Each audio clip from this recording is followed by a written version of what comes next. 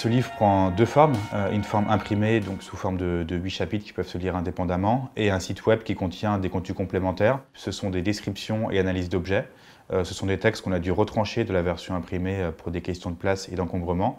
Et donc le site permet de trouver ces textes-là avec des images qui complètent ces contenus. Et à terme, le site proposera également, au bout d'un an, l'ouvrage aujourd'hui imprimé sous licence libre dans son intégralité.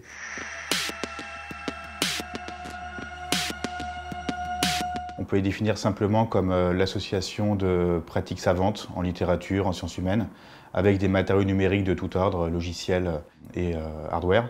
Du coup, le design étant confronté lui aussi à des processus numériques depuis de nombreuses années, il était logique que ces deux champs se rencontrent, et notamment à l'intersection de la production et de la transmission des savoirs par des matériaux numériques.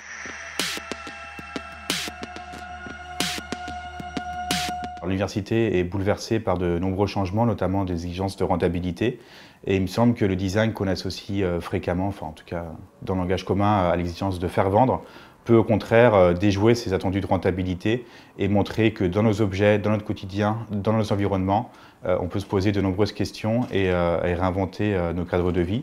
Et donc ça vaut aussi pour le milieu de la recherche. Le design n'est pas seulement un moyen de mettre en forme des contenus produits par les chercheurs, mais peut aussi re-questionner la façon même de produire les savoirs, les connaissances, par leur valorisation, leur forme graphique, ou même les différents médias sur lesquels celles-ci s'inscrivent.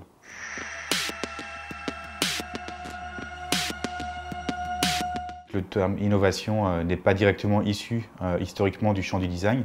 Il vient plutôt du milieu de la gestion, de l'économie, du brevet, de la mise au secret des procédés techniques. Et donc le design, si il va trop loin dans ce champ-là, court le risque de se refermer et du coup de ne plus être intéressant pour nous en tant que citoyens. Et au contraire, je pense dans l'ouvrage et en tant qu'être humain qu'il faudrait mieux concevoir des objets, des systèmes techniques plus ouverts, plus libres, plus partagés, et notamment dans des logiques d'open source ou de libre accès aux techniques et surtout au savoir. En tant que chercheur, c'est aussi important.